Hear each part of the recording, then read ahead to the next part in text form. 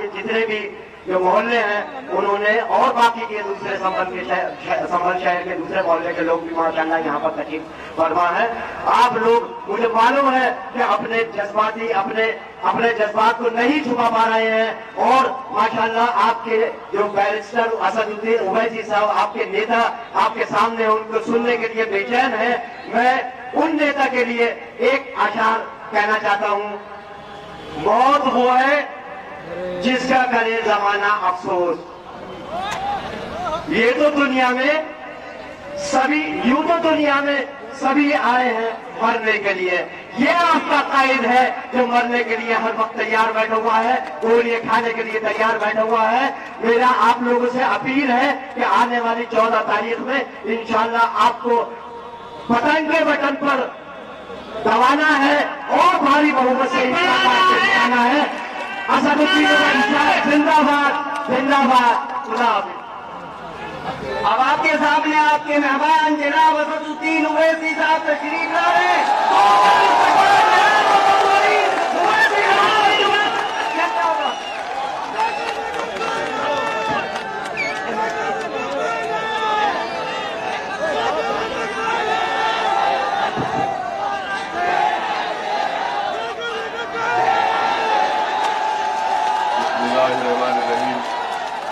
अस्सलाम वालेकुम वरहमतुल्लाहि वबरकातुहू।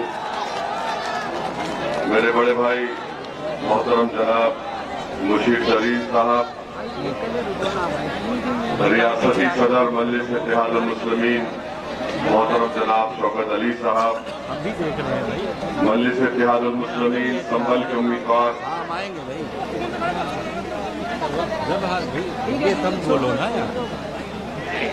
जनाब मुशीर शरीफ साहब,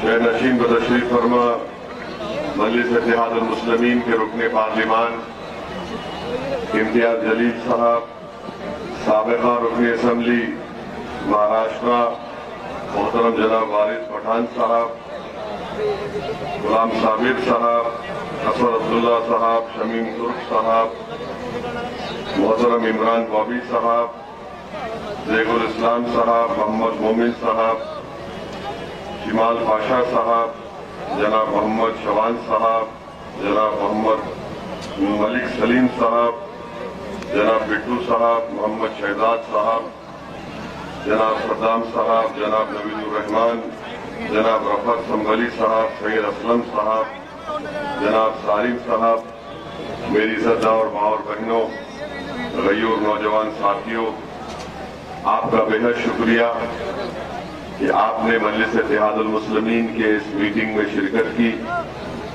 और आपका इतनी बड़ी तादाद में यहाँ पर जमा होना यकीनन इस बात का पैगाम देता है कि इंशाअल्लाह ताला 14 फरवरी के दिन न सिर्फ संभल बल्कि पूरे उत्तर प्रदेश में आप अपनी दुआओं से और अपनी मोहब्बत से एक नए इनकलाब को बर्पा करेंगे और एक नई तारीख इंशाअल्लाह ताला आप लोग अपने वोट से मजलिस के हक में रकम करेंगे। मुझे इस बात का पूरा यकीन है।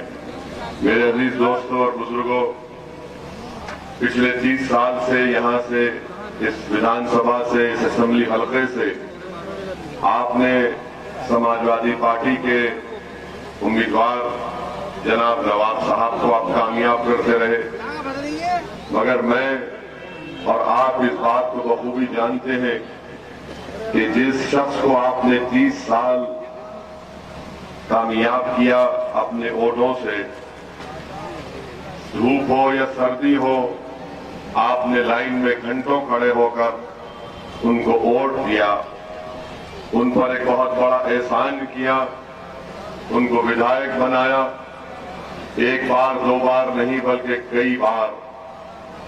और आपसे मेरी गुजारिश ये है कि जो वोट आपके लिए एक कीमती चीज है, जब आप किसी उम्मीदवार के हक में वोट का इस्तेमाल करते हैं तो वो आप अपनी जमीर की आवाज पर उसको वोट देते हैं, एक भरोसे की उम्मीद पर वोट देते हैं कि कल ये जीत जाएगा तो मेरे भरोसे को शर्मिंदा नहीं करेगा। मगर मैं आपसे अर्ज कर रहा हूं कि आप अपने संभल का हाल देख लीजिए। छोटी छोटी गलियां हैं, हर जगह गंदगी के अंबार हैं। यहाँ पर कोई कॉलेज का मौसर इंतजाम नहीं है, बच्चियों के लिए डिग्री कॉलेज का कोई इंतजाम नहीं है। संभल का डिस्ट्रिक्ट हेडक्वार्टर जब अखिलेश यादव मुख्यमंत्री थे, सपा की हुकूमत थी, उसको संभल से दूर 24 किलोमीटर दूर ले जाकर रख दिया गया। आप खुद बताइए कि क्या वो शख्स अब की बार आपके वोट का मुस्तहिक है या नहीं। मैं आपसे गुजारिश कर रहा हूं कि हाँ, यकीनन आपके नहीं के नारे बिल्कुल अच्छी एक अलामत है, मगर याद रखिए 14 तारीख के दिन भी जाकर आपको वहां पर इस नारे को याद रखकर जनाब मुशीर तरीन साहब के हक में जो मजलिस के उम्मीदवार हैं, आपको उनको कामयाब और कामरान करना है। तो पतंग के निशान पर वोट डालिए, संभल विधानसभा की तारीख को बदलिए, संभल विधानसभा की तरक्की के लिए, संभल विधानसभा के अहमियत के लिए आपको अब की बार मजलिस इत्तेहादुल मुस्लिमीन के उम्मीदवार के हक में वोट देना है। याद रखिए मेरी इस बात को कि समाजवादी और बसपा के पास आपकी कोई अहमियत नहीं है। आपकी अहमियत उसी वक्त पैदा होगी जब आप अपनी पार्टी को कामयाब करेंगे। आपने इनको वोट दिया, समाजवादी पार्टी को आपने कई मर्तबा वोट दिया और समाजवादी पार्टी के पास आपकी अहमियत सिर्फ यही है, नवाब साहब के पास आपकी अहमियत यही है कि आप सिर्फ दरी बिछाओ और अखिलेश के नाम पर नारे लगाओ कि भैया तुझ पर जवानी कुर्बान। मेरे अजीज दोस्तों और बुजुर्गों, मजलिस इत्तेहादुल मुस्लिमीन ये मिजाज देना चाहती है कि हम ना किसी की दरी बिछाएंगे, ना किसी के ऊपर अपनी जवानी को कुर्बान करेंगे, बल्कि मजलिस आपसे ये कहती है कि असदुद्दीन ओवैसी आपके हक के लिए, आपके मान सम्मान के लिए, संभल की विकास के लिए, संभल की जनता की अहमियत को बढ़ाने के लिए और उत्तर प्रदेश में सामाजिक न्याय को हासिल करने के लिए, उत्तर प्रदेश में मजलूम अल्पसंख्यक समाज मुसलमानों को उनकी हिस्सेदारी दिलाने के लिए तुम अब अपनी जवानी नहीं कुर्बान करोगे, ओवैसी अपनी जान को कुर्बान करेगा। और इंशाअल्लाह ताला आप लोगों की सिर्फ मैं दुआओं की दरख्वास्त करता हूं, आपकी साथ की अपील करता हूं कि ये लड़ाई जो मजलिस लड़ रही है, ये जो लड़ाई में बहैसियत आपका सिपाही और आपका खादिम बनकर ओवैसी लड़ रहा है, वो आपके लिए लड़ रहा है ताकि आने वाली नस्ल उसी नाइंसाफी का शिकार ना हो जाए जो हमारे समाजवादी पार्टी के मौजूदा विधायक नवाब साहब ने संभल के नौजवानों का मुकद्दर बेरोजगार बना दिया, संभल के नौजवान बच्चों को स्कूल की तालीम से महरूम कर दिया, हमारी बेटियों को कॉलेजों से महरूम कर दिया, यहाँ पर कोई विकास का काम नहीं किया। मैं फिर से कह रहा हूँ, संभल में अगर किसी का विकास हुआ, संभल में अगर कोई आगे बढ़ा, तो सिवाय नवाब साहब की कोल्ड स्टोरेज की फैक्ट्री और सिरेंज बनाने के कोई आगे नहीं बढ़ा। और मुझे यकीन है कि मेरे ये सच्चाई के अल्फाज इंशाअल्लाह ताला अल्लाह सुब्हानहू ताला अपनी कुदरत के जरिए नवाब साहब के घर में भी पहुंचा रहा होगा। हमको बताया गया कि नवाब साहब घर में बैठकर हमारे भड़काऊ भाषण को सुन रहे। सुनो मेरी आवाज को, सुनो मेरी हकीकत को मैं बयान कर रहा हूं। शायद आपका दिल भी पलट जाए, क्योंकि जब हमारी आवाज अल्लाह के करम और फजल से जो सच्चाई पर मुबनी होती है, हकीकत को हम बयान करते हैं, हक को बयान करते हैं, हक की सरबुलंदी के लिए काम करते हैं, बातिल को हराने का काम करते हैं, तो जो लोग मजलूमों पर जुल्म करते उनके दिल भी कांपना शुरू कर देते कि ये सच बोलने वाला आया है, अब भड़काऊ भाषण का उसको नाम दे देते। मेरे अजीज दोस्तों और बुजुर्गों, समाजवादी पार्टी आपके दरमियान में आकर इनके हर नेता की तकरीर आप सुन लो या निजी गुफ्तगू सुन लीजिए, आपको याद होगा वो आपसे बोलेंगे कौम कौम कौम कौम कौम, कौम के नाम पे वोट दो, कौम के नाम पे ये कर दो। मगर मैं आपको बता रहा हूं कि किसी शायर ने एक बेहतरीन शेर कहा था, इन्हीं लोगों के बारे में कहा था, समाजवादी पार्टी के नवाब साहब के बारे में। नौजवानों याद रखो, बुजुर्गान मिल्लत, मेरी इस बात को याद रखिए। मेरी इज्जतदार मां और बहनों, मैं तुम्हारा बेटा, तुम्हारा भाई बनकर तुमसे कह रहा हूं, किसी शायर ने बड़ा खूब कहा था, जब वक्त नमाज, यानी ये वक्त जो है सजदे में गिरने का नहीं है, ये वक्त क़याम में ठहरने का है। जब वक्त क़याम आया तो नादा सजदे में गिर गए। ये वक्त ठहरने का याद रखो। अगर आप ये समझेंगे कि अगर हम सिर्फ समाजवादी पार्टी को वोट दे देंगे, क्या करेंगे, मजबूर है आप। ना 35 साल पहले भी मजबूर थे, ना आज मजबूर है, बल्कि आज तो है ही नहीं। आपके दरमियान में एक ऐसा शख्स खड़ा हुआ है जो आपकी लड़ाई लड़ रहा है, आपकी हिस्सेदारी की लड़ाई लड़ रहा है। आप असदुद्दीन ओवैसी को देखो, और ओवैसी के नाम पर मजलिस इत्तेहादुल मुस्लिमीन के पतन के निशान पर बटन दबाइए। आप बताइए, मैं आपसे एक सवाल कर रहा हूं, संभल का नेता कौन है बताओ, क्या नवाब है या ओवैसी है, बताओ आप। मैं आपसे कह रहा हूं कि मैं नेता बनने नहीं आया हूं, मैं आपको नेता बनाना चाहता हूं। 30 साल से कामयाब होते हैं, मगर क्या किया संभल के लिए, काम नहीं दिखा पाते। बल्कि अफसोस मुझे इस बात का होता है कि मुझे बतलाया गया कि कटरा मूसा खान में नवाब साहब ने जिंदों को नहीं छोड़ा तो मुर्दों को भी नहीं छोड़ा नवाब साहब। यानी ये अजीब आदमी है कि कटरा मूसा खान के कब्रिस्तान को नवाब साहब ने खत्म करके वहां पर खेल का मैदान बना दिया। अब आप सोचिए जिंदों की क्या अहमियत जब मुर्दों की नहीं है। तो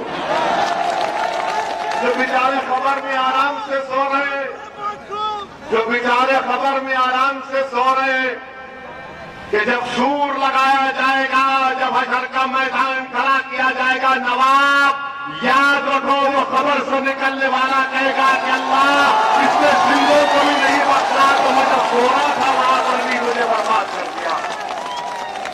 आप बताइए कि कब्रिस्तान पे नवाब, अरे कौन सा गारत का गला है कि भरता ही नहीं है। जिंदों को नहीं छोड़ रहे तो कब्रिस्तान पर बोला कि नवाब के लोग बोले, अरे हमारी काबिलियत ये है कि हम जिंदों को नहीं छोड़े तो मुर्दों को कैसा छोड़ेंगे खबर में। वाह, मुबारक हो आपके इस जज्बे को।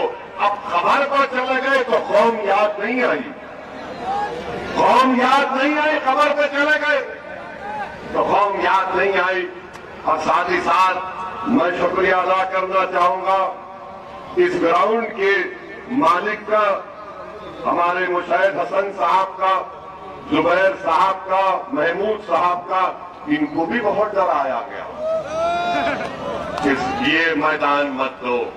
मैं इनसे कह रहा हूं, आपने इस मैदान को बचा के रखा, नवाब की ललचाई नजरों से बड़ा काम किया। अब जब इंशाअल्लाह मजलिस का यहां जलसा हो चुका है तो जितने शयातीन है, जितनी गंदगी अब यहां से भागेगी, साफ होगा।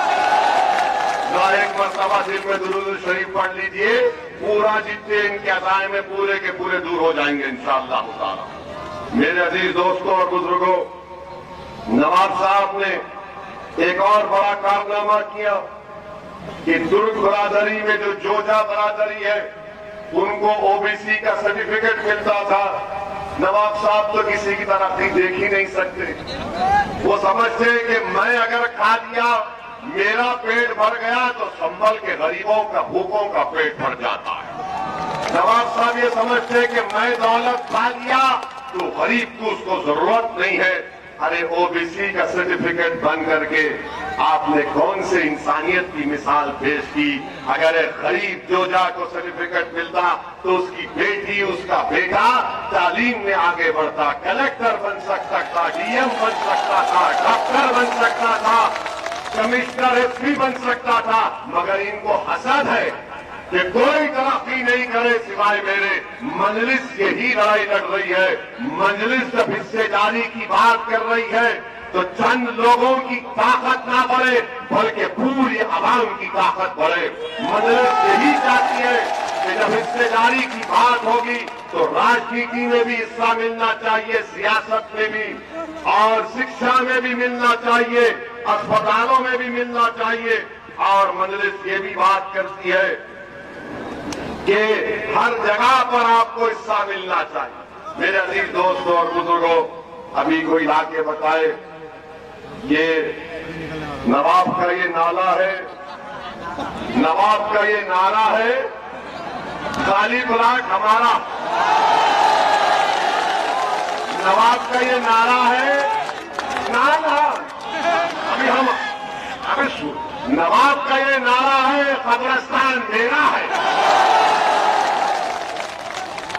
क्या बात है बताइए आप। अरे हम भी राजनीति में 4 मरतबा का एमपी हूं, 2 मरतबा का एमएलए बना मैं। अगर हम गलती करते तो हमारे दफ्तर दारुसलाम में हम लोग बैठते, पूरे एमएलए, मैं बैठता हूं, हमारे 44 हैदराबाद के कॉर्पोरेटर बारी बारी से आकर अपने बैठते। कोई सिक्योरिटी नहीं, कोई दरवाजा नहीं, कोई रोक टोक नहीं। वो दारुसलाम में जब दाखिल होता तो वहां से पहले पुकार के बोलता अस्सलाम वालेकुम, और अंदर आने से पहले बोलता आप हमारा काम नहीं किए, आपका एमएलए ऐसा नहीं किया, आपका कॉर्पोरेटर ऐसा नहीं किया, और अंदर आते ही शुरू हो जाता। ये मिजाज संपन्न में मैं पैदा करूंगा इंशाअल्लाह ताला। आवाम को बोलना चाहिए। अगर कल इंशाअल्लाह ताला अल्लाह सुब्हानहू ताला के फजल और करम से, आपकी दुआओं और वोटों से मुशीर साहब यहाँ के नए विधायक बनेंगे तो विधायक नहीं रहेंगे, खादिम के तौर पर आपका काम करेंगे इंशाअल्लाह ताला। वही मिजाज मजलिस का है और इसीलिए हमारी जान पर हमला होता है, इसीलिए इम्तियाज जलील को उन पर तरकीब की जाती। मगर ये मिजाज मजलिस दे रही है। मैं आपसे अपील करने आया हूं कि आप 14 तारीख के दिन मुत्तहदा तौर पर अपने वोट का इस्तेमाल करिए। मैं आपसे वादा कर रहा हूं कि एक बार 5 साल के लिए आप मजलिस के अपने वोट दीजिए। मैं खुद जिम्मेदारी लूंगा, संभल को आऊंगा, कम से कम 2 महीने में एक मरतबा आकर बैठूंगा दीपा सराय में आपके पास। मैं आऊंगा और आपके दरमियान में बैठूंगा और फिर हिंदूपुरा खेरा की आवाम को भी मेरा सलाम पहुंचाना। वहां पर भी हम जैसे दीवाने को बहुत चाहने वाले हैं।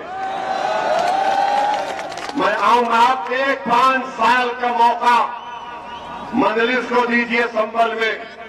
हम आपको तब्दीली दिखाएंगे, हम आपको तब्दीली दिखाएंगे, आपको बताएंगे कि मजलिस में 5 साल में वो काम करेगी जो 30 साल में नवाब ने गारत कर दिया। अपने 30 साल को मजलिस 5 साल में काम करके दिखाएगी।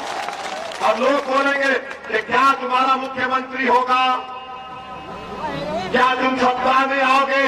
अरे हर चीज क्या सत्ता में आने से होती है क्या? ये भी तो एमएलए विधायक थे। सुनिए, क्या ये जब विधायक थे तो मुलायम सिंह मुख्यमंत्री नहीं थे? क्या ये मंत्री नहीं थे? क्या ये विधायक थे जब अखिलेश मुख्यमंत्री नहीं थे? तो फिर क्या किए, क्या किए सोचो आप। तो मजलिस सियासत या राजनीति की जब करती है तो तिजारत या दौलत कमाने के लिए नहीं करती, खिदमत करने के लिए, मजलूमों का हक दिलाने के लिए करती है। ये फैसला आपको करना है।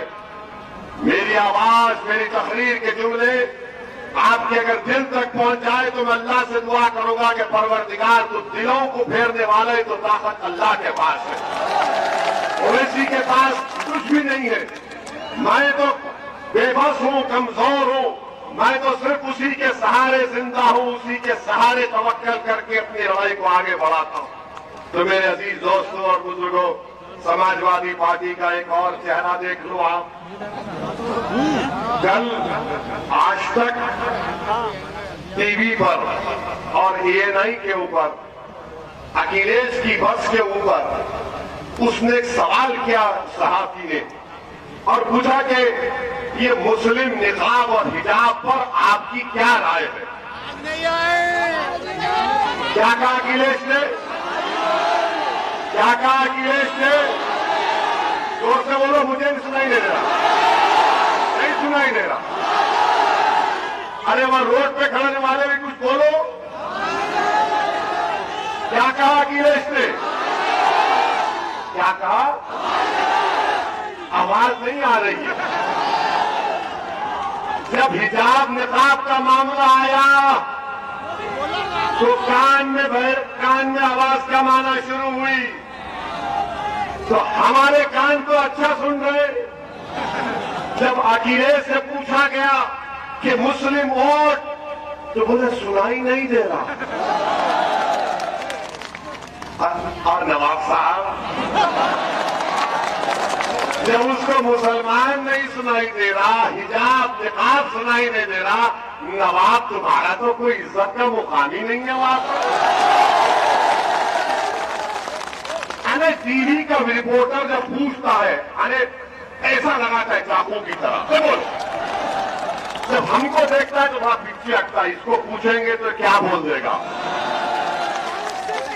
क्योंकि हम अल्फाज चाहत के नहीं बोलते, हम तो सच्चा सच्चा बोल देते हैं। गधा है तो गधा बोलते, बंदर है तो बंदर बोलते।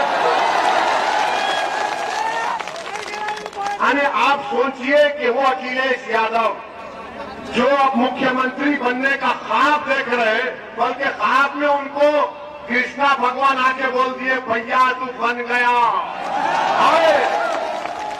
अरे तुम्हारे ख्वाबों में आते? तो किसी जर्नलिस्ट से पूछा, ओवैसी तुम्हारे ख्वाब में क्या थे?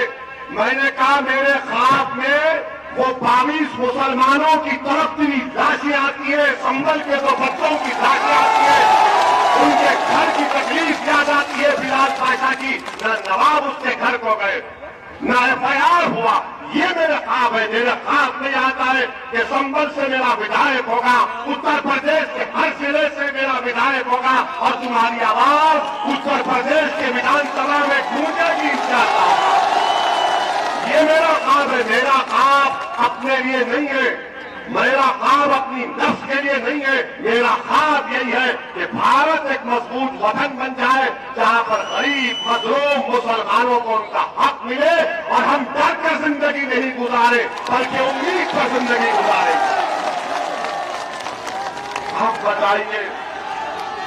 आप बताइए, सुनिए, जो मुख्यमंत्री बनना चाह रहा है, मैं आज कह रहा हूं नवाब, सुनो समाजवादी पार्टी के चाहने वालों, सुनो बसपा और कांग्रेस के चाहने वालों, बोल दो अगर तुम आज निकाब और हिजाब के मसले पर नहीं बोल रहे हो, जो भारत के संविधान के खिलाफ बीजेपी की सरकार ने इक़दाम उठाया, तो याद रख लो हमारी बात को। बीजेपी वालों, समाजवादी वालों, सुबह कयामत तक मेरी बेटी हिजाब और निकाब करेगी, तुम नहीं रोक सकोगे, नहीं रोक सकोगे। मेरी बेटी की शराब हिजाब के साथ कुरान है, संविधान है और मैं उस पर फख्र से चलूंगा। और मुख्यमंत्री जो बनने का ख्वाब देख रहे, तुम्हारे आंखों पर हिजाब पड़ चुका है अखिलेश की आंखों पर हिजाब पड़ चुका है, क्योंकि अखिलेश ये समझता है कि संभल और उत्तर प्रदेश के अल्पसंख्यक समाज, गरीब, कमजोर, अति पिछड़ा सब उसके कैदी हैं। मजबूरी में उसका साथ देंगे, मोदी योगी से डरकर उसको वोट देंगे। मैं आपके सामने खड़े होकर कह रहा हूं, अल्लाह से डरो, किसी इंसान से मत डरो, खालिक से डरो, मखलूक से मत डरो। ये मिजाज मैं आपको दे रहा हूं। अरे दुनिया में जो आया जाएगा इंशाअल्लाह ताला, मगर मुख्यमंत्री बनने का ख्वाब मुस्लिम वोट और निकाब और हिजाब पर अखिलेश कह रहे नहीं सुनाई दिया। तो अखिलेश, जब तुम्हारी कानों में हमारी बात नहीं पहुंच रही है तो अब उत्तर प्रदेश और संभल की जनता मजलिस और ओवैसी को अपनी बात सुनाएगी। मैं सुन रहा हूं तुम लोगों को, मेरा दिल सुन रहा है तुम लोगों को, और जब तक दिल धड़कता रहेगा मैं तुम्हारी आवाज बनकर हर मैदान में नाइंसाफी की आवाज बुलंद करूंगा। उस बच्ची ने हिम्मत दिलाई, उस बच्ची ने हिम्मत दिलाई, और उस बच्ची ने क्या कहा, बीबीसी के इंटरव्यू में कहा, उस बीबीसी के नुमाइंदे ने उस मुस्कान से पूछा, मुस्कान तुमने नारा क्यों लगाया? तो बच्ची ने कहा, जब मैं डरती हूं तो मैं वो नारा लगाती हूं। बताओ दीपासराय की जनता, जब तुम डरोगे तो क्या नारा लगाओगे? बताओ तुम क्या नारा लगाओगे? जब तुम डरोगे तो क्या नारा लगाओगे? अब नवाब से पूछो, नवाब से पूछेंगे, बोलेंगे मैं जब डरता हूं ना, भैया भैया भैया। तो ये मिजाज है, डरने की जरूरत नहीं है। और मैं इस जलसे से अल्लाह से दुआ कहूं कि अल्लाह सुब्हानहू व तआला डॉक्टर शफीकुर रहमान बख्श साहब को अल्लाह सेहत दे, अल्लाह उनकी उम्र दराज फरमाए और अल्लाह उनको सेहतमंद रखे। मैं उनकी बहुत इज्जत करता था और करता रहूंगा। वो समाजवादी पार्टी में है, मगर हमारे भी बुजुर्ग हम उनकी बहुत इज्जत करते हैं। मेरे अजीज दोस्तों और बुजुर्गों, तो क्या आप लोग 14 तारीख के दिन पतंग के निशान पर बटन दबाएंगे? वहां रोड पर ठहरने वाले जरा, क्या आप इंशाअल्लाह ताला पतंग पे बटन दबाएंगे? और आसमानों में संभल के दीपासराय के पूरे संभल में इंशाअल्लाह ताला पतंग नजर आएगी। और 14 तारीख के दिन हर बूथ से आवाज आना चाहिए, पतंग पतंग पतंग पतंग। तो आपसे यही दुआ को हूं, आपसे ही अपील कर रहा हूं कि मजलिस इत्तेहादुल मुस्लिमीन के उम्मीदवार को कामयाब करिए। मेरी मां और बहनों से, बुजुर्गों से दुआ कर रहा हूं, अहले दिल से अपील कर रहा हूं, इस गुनाहगार के लिए भी अल्लाह की बारगाह में दुआ करते रहिए। अल्लाह ने मुझे नई जिंदगी दी, मैं पूरे अज़म और हौसले के साथ आपसे कहता हूं कि जितनी जिंदगी बाकी है मैं आपका मखरूज रहूंगा। एक संभल का बहादुर बेटा भी मेरे साथ गाड़ी में बैठा था, जिसका नाम सालिम है, अल्लाह उसको भी अच्छा रखे। अस्सलाम वालेकुम व रहमतुल्लाहि व बरकातहू।